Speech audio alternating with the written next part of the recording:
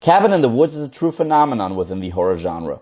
Shortly after its release, people started to praise its clever writing, use of dark and meta humor, as its ability to deconstruct the horror genre while at the same time being unique and a new vision. Directed by veteran writer Drew Goddard and co-written by the one and only Joss Whedon, it came to no surprise to witness what a humongous fan base this film created. But what exactly makes it such a unique hit?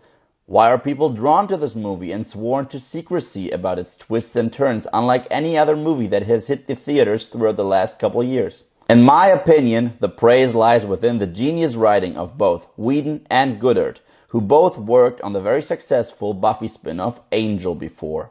The movie leaves its deeper meaning open to interpretation.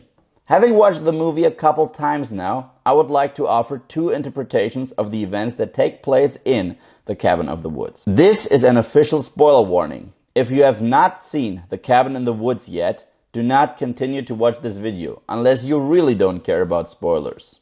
So here we go.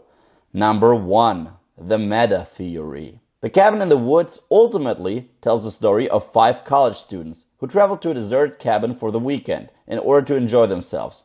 However, from the very beginning, it becomes evident that these people are monitored by a bunch of people who work in what seems to be a research facility.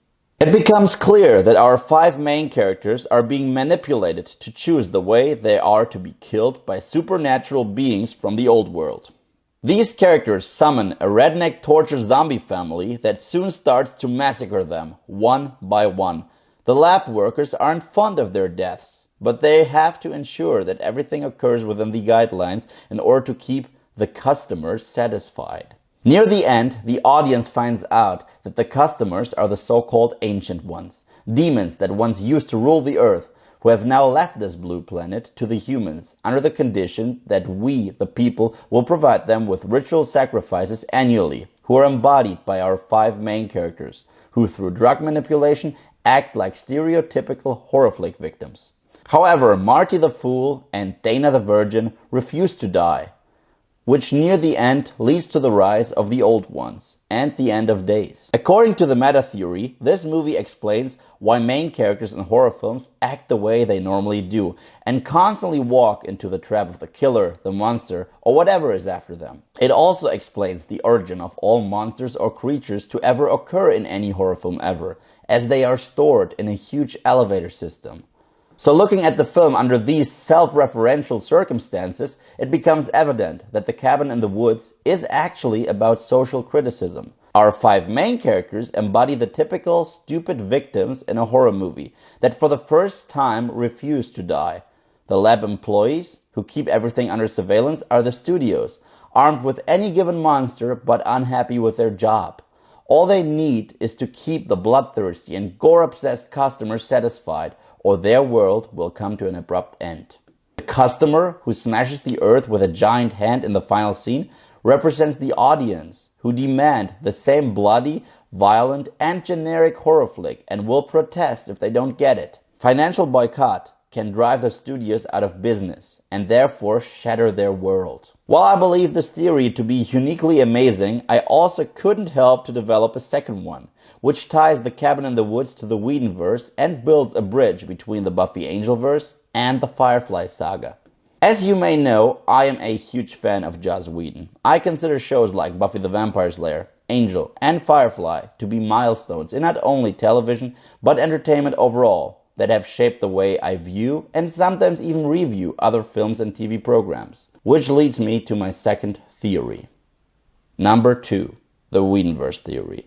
Before the shitstorm starts, I do want to state that this is only a theory, and it does not recognize any of the Buffy or Angel comic books as canon. So here we go. According to this theory, Cabin in the Woods is the result of the series finale of Angel and the catalyst leading up to the events of Firefly. Let's dive a little deeper into that. Buffy the Vampire Slayer was a tale about a young woman who was chosen to be the slayer of all that is evil. Precognitive abilities and super strength and senses allowed her to fight the demons and the vampires. These demons and vampires are all hybrids and only leftovers from the old ones, the real demons who no longer ruled the earth. Old gigantic demons like the huge snake Wilkins turned into during Buffy Season 3 finale, or a huge hand during the end of Cabin in the Woods? As you see, we are in fact approaching a point here. During Buffy's 4th season, the audience was introduced to the Initiative, a government-controlled unit tasked to hunt down demons, gather intelligence in research facilities, and to conduct experiments with demonic beings. This initiative was a very morally ambiguous institution and consisted of loyal heroic soldiers like Riley Finn, but also power-hungry people in charge like Maggie Walsh, who manipulated the soldiers in order to do their bidding. Despite its supposed denouncement, the Initiative was shown to be very active in Buffy's final season under new and unknown leadership when she tried to get rid of Spike's chip. Throughout the years, there have been many of her kind, and every time a Slayer was killed, a new one would awaken. Into every generation, a Slayer is born. The series finale of Buffy the Vampire Slayer, however, changed that concept. Willow, Buffy's best friend and witch, used the essence of an ancient weapon to turn every potential Slayer into a real Slayer. With that information at hand, let's take a look at Angel. Buffy's spin-off dealt with her former boyfriend, a vampire with a soul, fighting for redemption in the city of Los Angeles. Unlike Buffy the Vampire Slayer, Angel didn't have a new big bad each season, but constantly collided with the evil law firm Wolfram and Hart, who literally represent all evil on Earth, as the senior partners, also old ones, who are never seen throughout the entire show, dictate them to act on their behalf. But not only does the eternal evil exist in the form of the senior partners, no, there is also the eternal good in the form of the powers that be. Higher beings who at first sent Angel's friend Doyle visions of people in need, and after his heroic death, choose Cordelia to become Angel's new liaison to themselves. However, there are also radicals among the powers. During Angel's 4th season, a higher being named Jasmine hijacks Cordelia's body in order to enforce world peace on everyone. She gets, however, killed by Connor, Angel's son. This leads to Angel, having prevented world peace, becoming the new CEO of Wolfram and Hart. Through his daily work, we, the audience, witness the gigantic resources and, again, research facilities they make use of. Among one of Angel's problems in his final season is a mentally unstable woman, who because of the events of Buffy the Vampire Slayer has now become a Slayer, and is therefore haunted by the memories of other Slayers. She grows increasingly violent and is soon taken into custody. In the meantime, Fred, one of Angel's friends and allies in the battle against evil, dies as an old one, Illyria, takes over her body.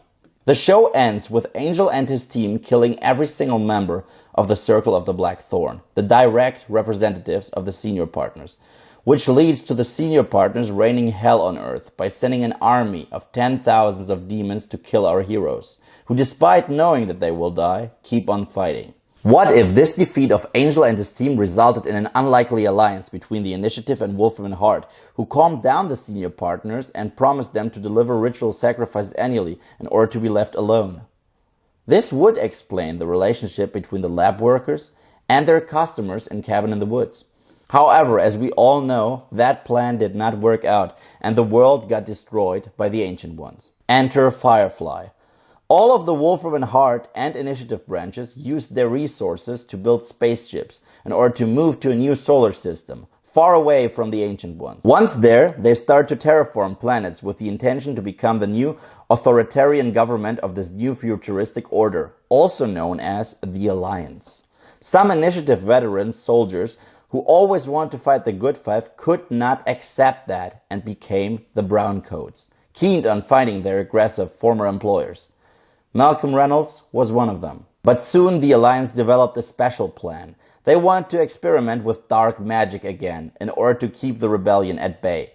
They created a mystical medication and used it on the planet of Miranda. It backfired. Most people who breathed in the atmosphere started not only to be sedated, but they simply stopped eating, sleeping, or anything else, which resulted in a mass dying. However, a small percentage had the opposite effects. Because of the dark witchcraft and demonic essence, they became violent, super strong savages, also known as the Reavers.